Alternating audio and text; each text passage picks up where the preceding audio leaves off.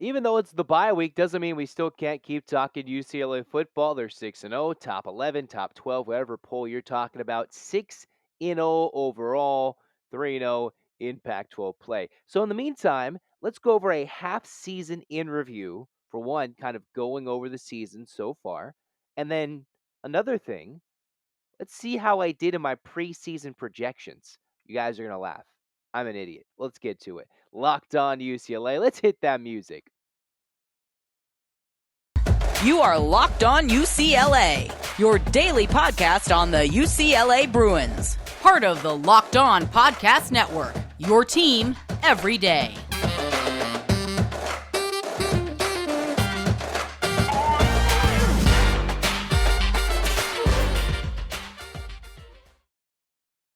Hey everybody, it's your favorite host, Zach Anderson Yoxheimer. You can follow me on Twitter at ZachAndYox. Go to the show Twitter at Locked On Bruins. In the meantime, this is Locked On UCLA. Thanks for making it your first listen each and every day. It's free wherever you get your podcasts. It's available on Spotify, Odyssey, Apple Podcasts, wherever you can get it, you can find it there. Or if you like watching on YouTube and commenting and being goofy with me, whatever it is, thanks for tuning in. Like, comment, subscribe on YouTube. Thanks for all the support. Today is our kind of half season in review for UCLA. And of course, it's just most likely going to be flying marks for UCLA. 6-0, it is what it is. And then kind of keeping me in check as to why I'm an idiot. You'll see later why that makes sense. In the meantime, this episode is brought to you by LinkedIn. I'd like to thank LinkedIn Jobs for being the official college football recruiting sponsor across the Locked On College Network. LinkedIn Jobs helps you find the candidates you want to talk to faster. Post your job for free at linkedin.com/lockedoncollege. Terms and conditions apply. So let's get to it. We're going to talk about the first half of UCLA season. We're going to start off with the likes of how they've done actually. They're 6-0, 3-0 in Pac-12 play, and the Bruins have done pretty much everything perfectly. A lot of it by the book. We all thought UCLA would have a certain unbeaten start to a point, but the way they've done it in such dominant stretches, the way they've done it against who they've done it, especially in the last couple of games, and then, a couple one close non-conference win, and it sets themselves up for a spectacular fun end of the season. Regardless of how it finishes, we're having a fun ride in the first half, and it's the Bruins in the first half of the season who, they put themselves in the conversation for not just the Rose Bowl, but the college football playoff. We're not talking about any hopes for college football playoffs today, but in the moment, they are in the conversation. There is no joke about it. They're in the conversation. That's another episode. We can talk about it. In the meantime, the Bruins are ranked as high as number 11 in the AP poll, number 12 in the coaches poll, either just above or just below Oregon, who, funny enough, is their next opponent coming up fairly soon in Autzen, in Eugene. And we'll talk more about the Oregon matchup in terms of its importance, why game day should go and be at that game. We'll talk about that a little later in this podcast. But in the meantime, let's go back and look at the season in review.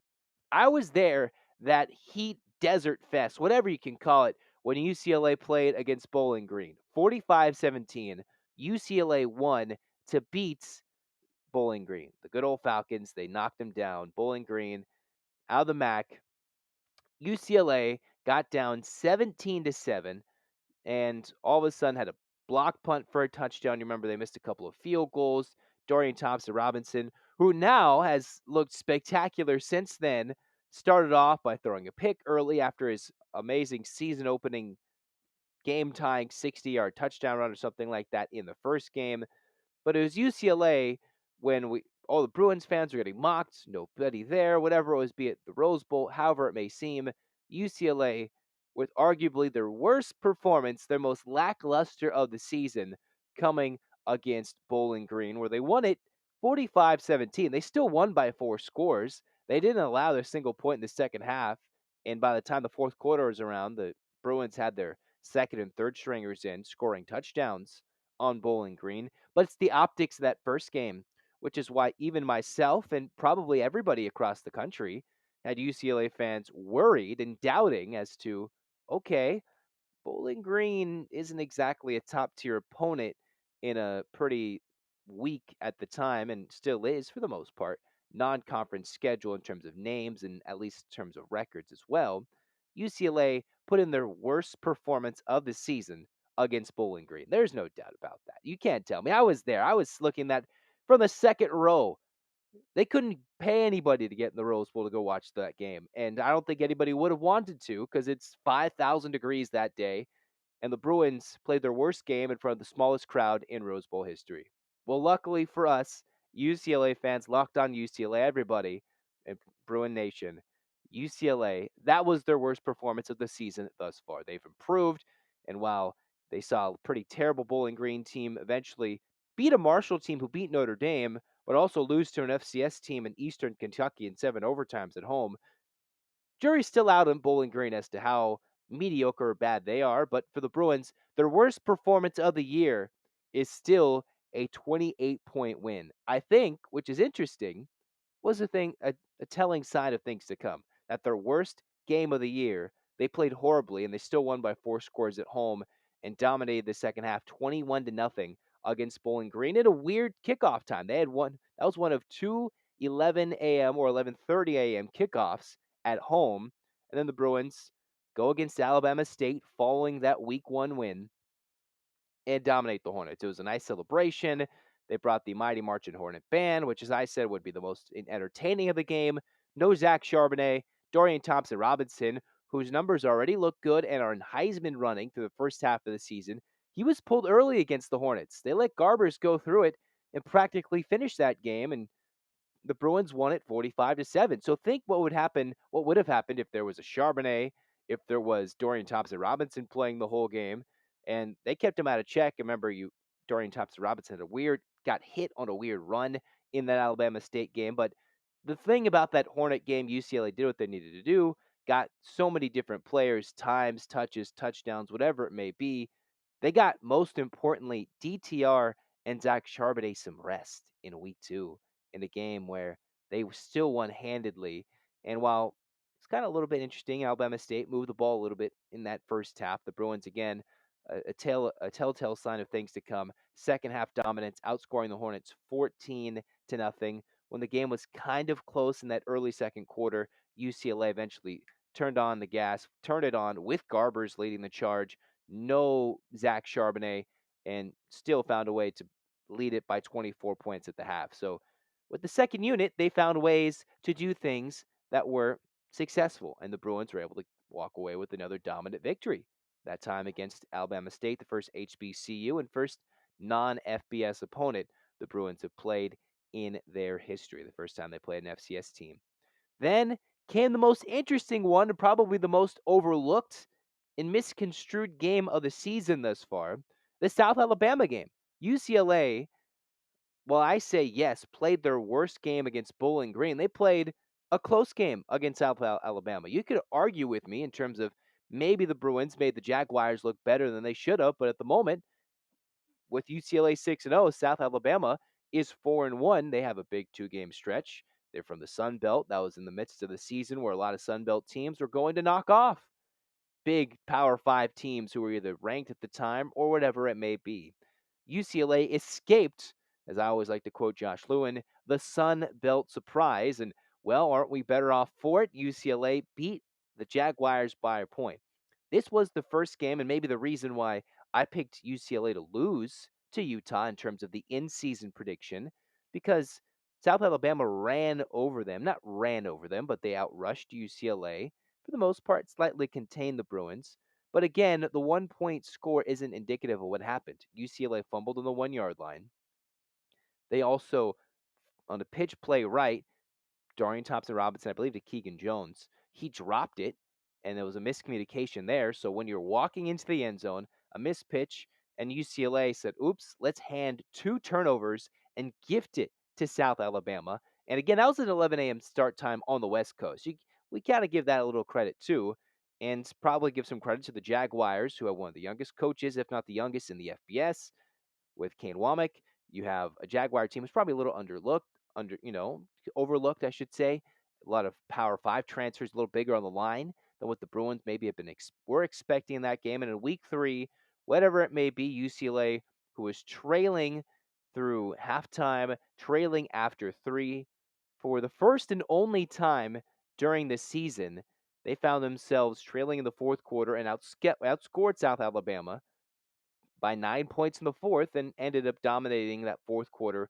Helped out by, yes, one of the weirdest, worst calls on a fourth down fake field goal, but whatever it is, look at how many teams over the history of these dream team categories. That's what UCLA is. This is the dream team, the dream schedule in terms of that team that's unexpectedly unbeaten with teams that they're starting to beat in conference play and have a dream year.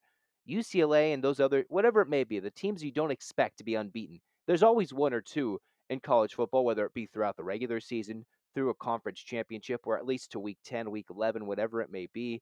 UCLA fits that mold of the dark horse unbeaten, and now they're no longer the dark horse. The national limelight is right upon them right here and right now. So for the Bruins, they escaped South Alabama 32-31.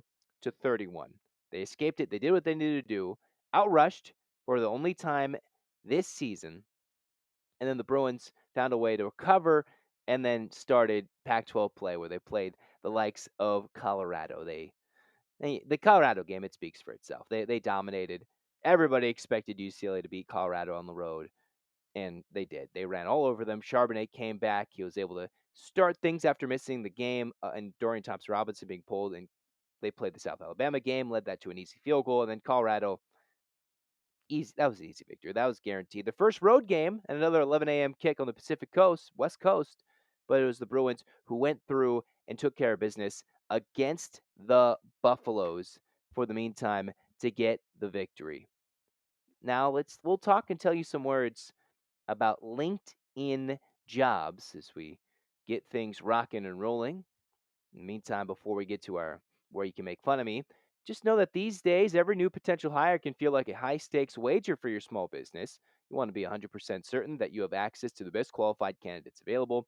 That's why you have to check out LinkedIn Jobs. LinkedIn Jobs helps find the right people for your team faster and for free.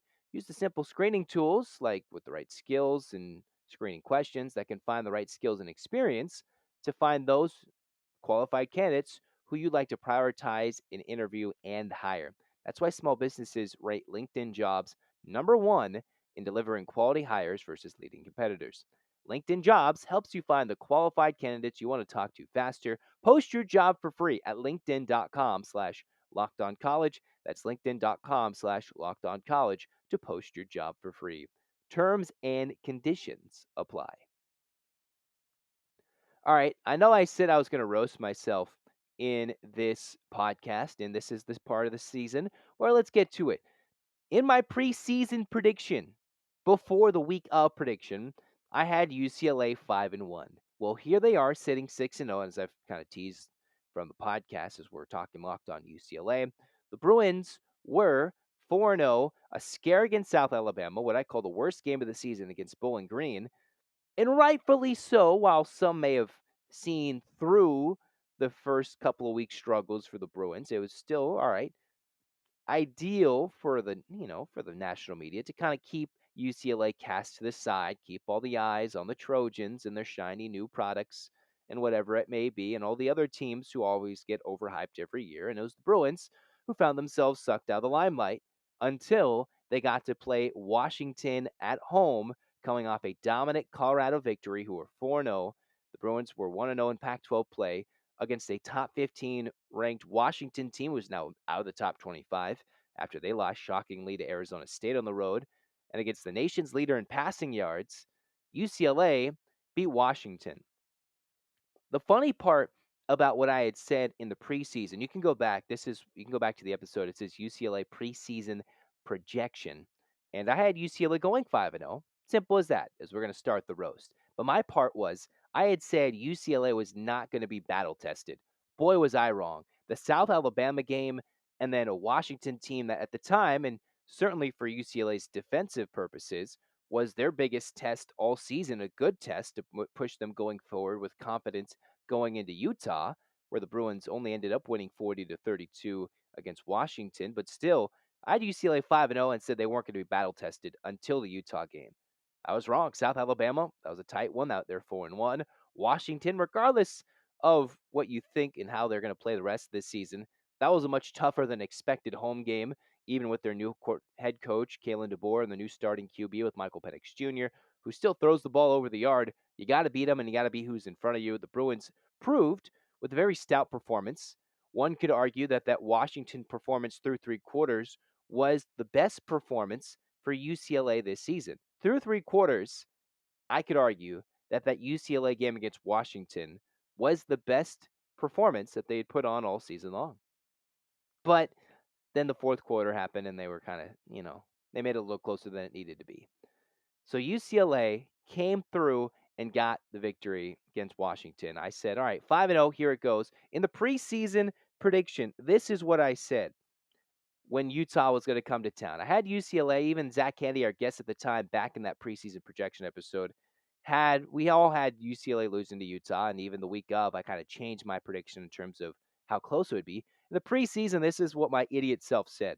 I'm going to read it kind of short and quote. They're going to lose at home by double digits to Utah. Boy, oh boy, how stupid am I? How stupid did UCLA make me look?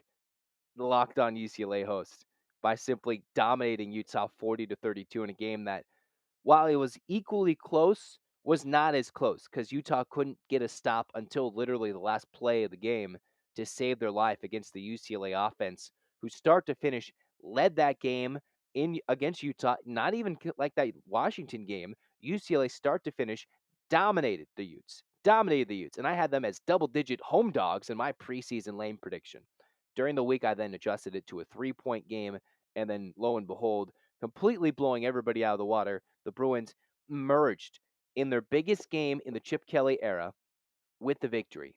And I know some of you guys in the comments, especially on the YouTube channel, are saying, all right, hey, well, that Oregon game is definitely the biggest one. Well, yes, but that's kind of what the joke I've been leaning to, how UCLA had to get through the Utah game to make that Oregon game be the biggest. You lose to Utah, that's a little different when you're 5-1, 5-1, and Utah's 5-1, and they're still unbeaten in Pac-12 play. You beat the Utes, you knock them off, and the way they did, and the way Oregon's been rolling lately after their big win, makes UCLA and makes myself included makes UCLA look good, and then turning to me makes me look stupid with my preseason predictions and how the Bruins going across the board. Special teams, yes, there's some shaky moments where they had to punt blocked early, clean that up. They had punt fumbles early, changed things up there in the punt return game.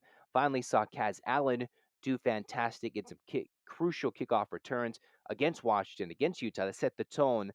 Defensively, the UCLA Bruins have looked good. Don't want to say spectacular, but good is a lot better than what they had been in recent years. And a good UCLA defense compared and held with a great UCLA offense. And for good UCLA's defense, all right, yes, they've given up some points. They've given up 27 or more last few games. But for the Bruins, if they can continue to do this model of, shocking everybody, including myself, and continuing to be good and show, the schedule lightens up after Oregon and the dream run is alive. But you got to take care of business against Oregon. And even if they don't, still very easy except for that one crucial matchup in the Rose Bowl in mid to late November. So there you go. I thought you guys would love it, especially during the bye week. That I can show you how dumb I am and see how it is. So for the Bruins, there they are, 6-0. Their worst performance was the Bowling Green game. The three best quarters I could argue that UCLA football had played in a while was against Washington, but complete game wise, it was against Utah because the Bruins finished the game, which they've been doing all game long, all season long. But the Utah game was one of the most complete performances, outdoing, overperforming the three quarters that they did against Washington. And you could argue that their closest, toughest test, yes, by point, obviously, but South Alabama had UCLA taken by surprise. The Bruins a little sloppy, found a way to win that one. They won their close game, and the Bruins are better off for it, and so are we. Which leads me to my final point for this episode, why College Game Day should come to Eugene. And while we love it to be in Los Angeles when UCLA and SC are playing, let's go to College Game Day and talk about, hey, let's get some love and some hype for UCLA and Oregon in that crucial matchup as to, the ones coming up. Meantime, before we get to that, let's tell you some words about Built Bar. If you haven't tried the new Built Bar Puffs yet, you're depriving yourselves of one of life's greatest joys. Their new flavor, their new favorite, is the cookie dough chunk puffs. They're 100% real chocolate, covered in 100% real chocolate, chewy texture, real cookie dough chunks, and they're all the joys of eating cookie dough without the hassle of making it. Plus, it is healthy for you. Run to built.com right now, get a box for you and the family because it's the perfect treat, and you can find a really good hiding spot for you and hoard them for yourself. Just know it's the perfect snack that you can eat something that tastes good and is good for you. You're going to love the new cookie dough chunk puff. If you need a snack for your workout, if you need a late night treat, or just a quick bite to eat, Built is the perfect protein bar. They taste better than a candy bar. Ditch the calories, fat, and sugar. Grab yourself a Built bar. The promo code is go into built.com. Use the promo code locked on 15. It's the number 15. Get 15% off your order. Once again, it's locked on 15, all one word with the number 15 to get 15% off your order. Go get a Built bar and check out those cookie dough chunk puffs today. In the meantime, to wrap up this final segment of Locked On UCLA, I've kind of thought as to, all right, why should College Game Day go to Eugene? And while it's always more fun to host College Game Day, yeah, UCLA and USC play later this year, and quite frankly, if both teams are unbeaten, they're going to UCLA. It's simple as that. If both teams are remain unbeaten, and even if one team suffers a loss, it should go and be ready with the Rose Bowl, as everybody talks as the most iconic college football venue, or whatever, if they want to set it up in Westwood. I don't even know where they would set it up.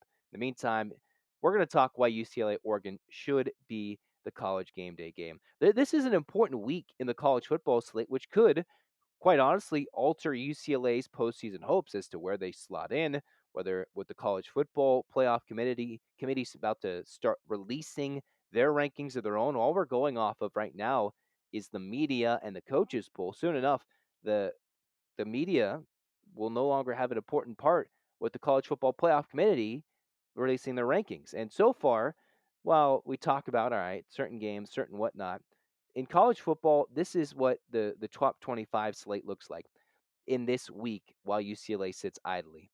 Penn State at Michigan, that's number 10 at number 5. The Nittany Lions against the Wolverines, 5-0 against 6-0.